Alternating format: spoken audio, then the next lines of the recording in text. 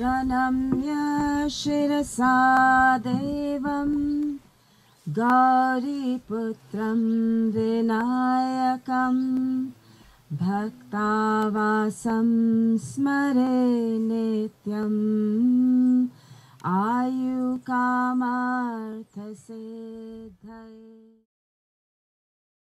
É muito importante a gente ter essa concepção de mito bem elaborada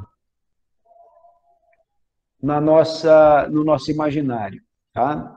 Na nossa mente. Olha que coisa curiosa. No capítulo 2, vocês vão ter uma parte, vocês vão ler o capítulo 2 agora no próximo encontro.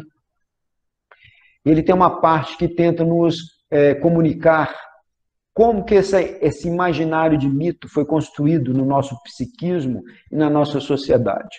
Por exemplo, quando eu estava contando essa lenda para vocês aí, é algo lúdico, é algo que traz prazer, algo que traz fantasia. Inclusive, nós podemos só definir isso como pura fantasia, né? Num outro sentido também, dependendo da minha interação, da minha receptividade, ou da minha abertura ou não para escutar essas narrativas míticas, eu posso ver isso como uma mentira, como algo que não traz nenhuma noção de realidade, como uma falsidade, ok? Eu posso ver como algo deleite, como uma linguagem primordial, como algo que traz motivação interna, mas posso ver isso também como algo totalmente descabido. Polaridade, ok? Mas eu posso ver também esses mitos como um princípio de uma realidade psíquica existente em todos os seres humanos. E é por aí que eu vou tentar canalizar os nossos diálogos sobre Tantra. É por aí que nós deveríamos tentar interagir melhor com todo esse simbolismo, com todas essas imagens, com todos esses estímulos visuais que eu tenho colocado para vocês e que o Tantra nos coloca também. Por quê? O Tantra trabalha intensamente com estímulo visual e estímulo sonoro. Os dois pontos as duas chaves para a gente entrar no universo prático do Tantra, experimentar o Tantra, são os estímulos sonoros e os estímulos visuais. Os estímulos visuais, eles foram até codificados no Tantra clássico como a técnica chamada de yantras, formas geométricas. As formas, nós vamos falar em formas. O que essas formas evocam no nosso universo interno? E os estímulos sonoros foram codificados pelo Tantra clássico como mantras.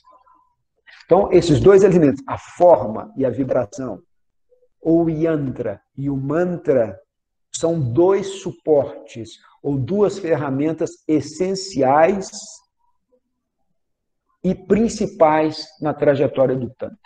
Vamos pensar nossa vida de uma forma bem concreta. Nós nascemos a partir de um ritual, correto? Um ritual que leva a uma relação, uma interação entre dois seres, uma interação entre duas emoções. Nós nascemos um feto, um ser que sai do útero, sai uma criancinha, lindas, né? Todos nós nascemos muito bonitinhos, depois que a gente vai ficando um pouquinho diferente. Nós crescemos, desde quando nós nascemos, nós começamos a morrer. Correto? Nossas células vão se transformando, vão morrendo, outras vão surgindo. Os mitos falam disso. Esse mito de Sati e Shiva começa exatamente falando disso. A relação que é a perda,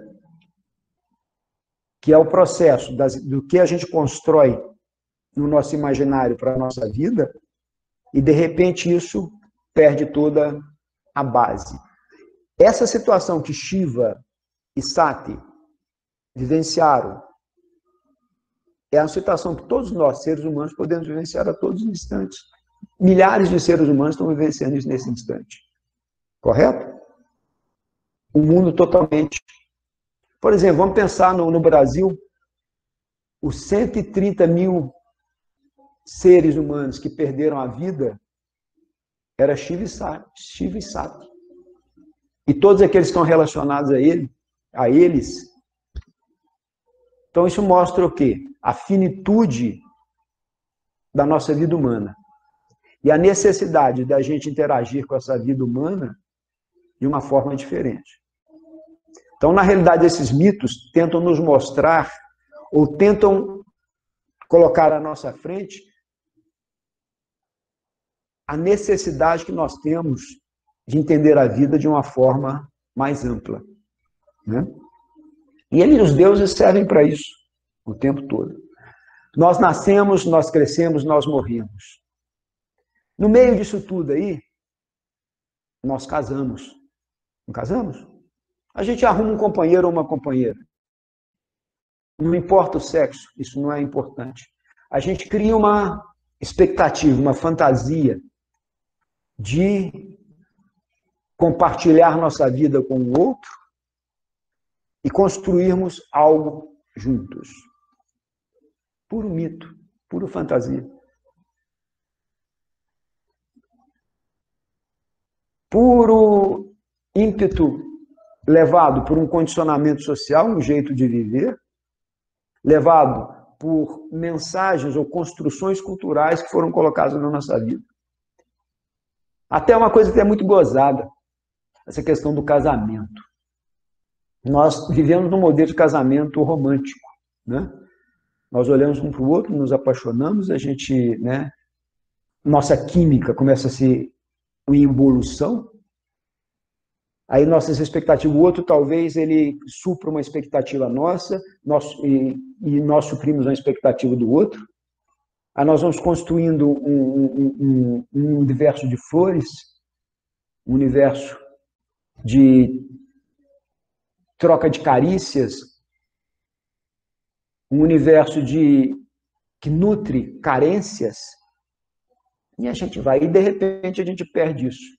Nós nos tornamos Shiva naquela loucura, né? E na realidade, esse mito de Shiva, os deuses, na hora que eles tiram o corpo de Sati das costas de Shiva, e eles tentam mostrar para ele o tanto que ele estava inconsciente da verdadeira essência da vida divina. Eu falei humano porque da vida dos deuses, porque na realidade era só uma fantasia ele que está vivendo, que Parvati, Sati, ia se encontrar com ele como Parvati, e ela está na realidade dentro dele. Ela nunca se pereceu, ela nunca vai perecer. E é mais ou menos a mensagem, é mais ou menos essa. E os mitos eles tentam nos falar disso o tempo todo. Nós vivemos mito, né? Quando nascemos, nós somos imbuídos em ritos. Quando nós casamos, nós somos imbuídos em ritos. Nós temos, né, desejos ou expectativas de vida, todas elas formatadas por mitos. Até nosso processo de autoconhecimento e nosso processo dentro de espiritual é baseado em mito, né? Nós queremos viver o paraíso. E será que o universo espiritual é um paraíso? Podemos nos perguntar. Será que... Vocês lembram que eu falei com vocês que os deuses são doidos para sair do paraíso? Porque eles acham o paraíso um porre? Será que... Olha que coisa maluca. Esses mitos, eles começam a nos mostrar possibilidades existenciais, e ao mesmo tempo começam a nos quebrar estruturas de realidades espirituais. O que o Tantra fala para ele? Mergulhe na vida, mergulhe nas suas experiências. Se você tiver que chorar, chore bastante, até não ter mais lágrimas para poder sair. Mas chore com verdade, entende? E se observe nesse processo e tenha perspectivas que isso é uma experiência que você está passando, que é uma experiência que faz parte da existência humana, mas é só uma partícula dela. Não existe negação das experiências humanas no Tantra. Ok? Por quê? Se você nega alguma coisa, se você não vivencia aquilo, você não tem a experiência real daquilo. Então você vai cair naquele mesmo processo muitas e muitas vezes. Então, uma grande mensagem do Tantra é: mergulhe no mundo em todas as expressões que o mundo pode te oferecer. Por isso que o Tantra, ele faz com que você intensifique suas experiências sensoriais, intensifique suas experiências emocionais, intensifique suas experiências intelectuais, para que você possa intensificar suas experiências espirituais. Não há uma negação da vida. Todos nós, seres humanos, são seres que nós temos paixões, nós temos coisas belas por dentro, mas nós temos coisas horríveis também, né? Então nós temos que mergulhar nisso, experimentar isso, para que você aprenda a se desconectar ou dissolver isso.